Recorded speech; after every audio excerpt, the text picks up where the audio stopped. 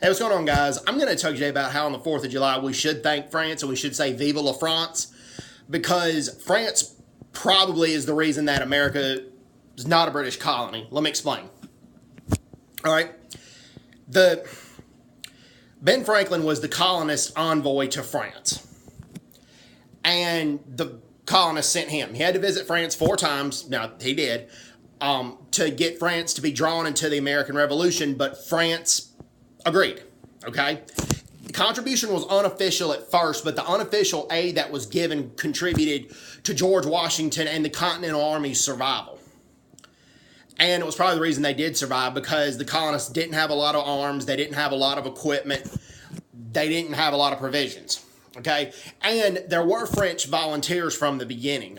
Marquis de Lafayette's the most famous one, and he helped train the Continental Army, helped train the colonist army, and Washington trusted Marquis de Lafayette with his life. Another one was Pierre Lafont. There is a plaza in Washington, D.C. named the Lafont Plaza, and it is still, it is named in honor of Pierre Lafont. Okay? And then the French wanted to contribute more, okay? But they thought that the Americans were going to be defeated in a matter of 6 months. They didn't think the Americans stood a chance. So they waited on America to have a decisive victory. And after the Battle of Saratoga, when the Americans defeated the British, that was kind of the turning point of the war. The French decided to officially join the American cause. And the French Navy blocked British reinforcements from coming from England. So Cornwallis's soldiers, General Cornwallis was the main British general in the American Revolution, at least for a little while.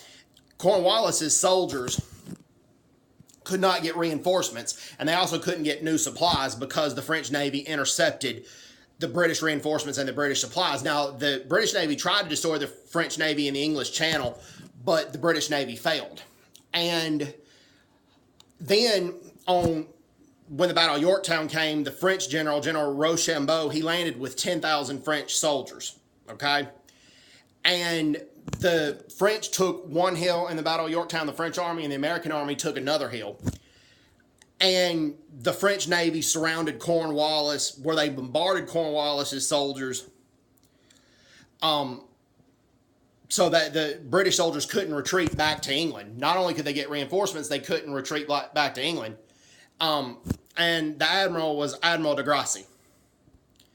And he was a really good admiral, and I was glad he was on the side of the Americans, with the French Navy. He was an excellent admiral, a hard fighter, hard charger, go-getter. Same with Marquis de Lafayette and General Comte de Rochambeau. Anyways, Vive la France, and please remember to thank France and the contribution the French soldiers and the French sailors made in the American Revolution. Hope everyone's doing well. Take care. God bless them. Bye-bye. Bye-bye.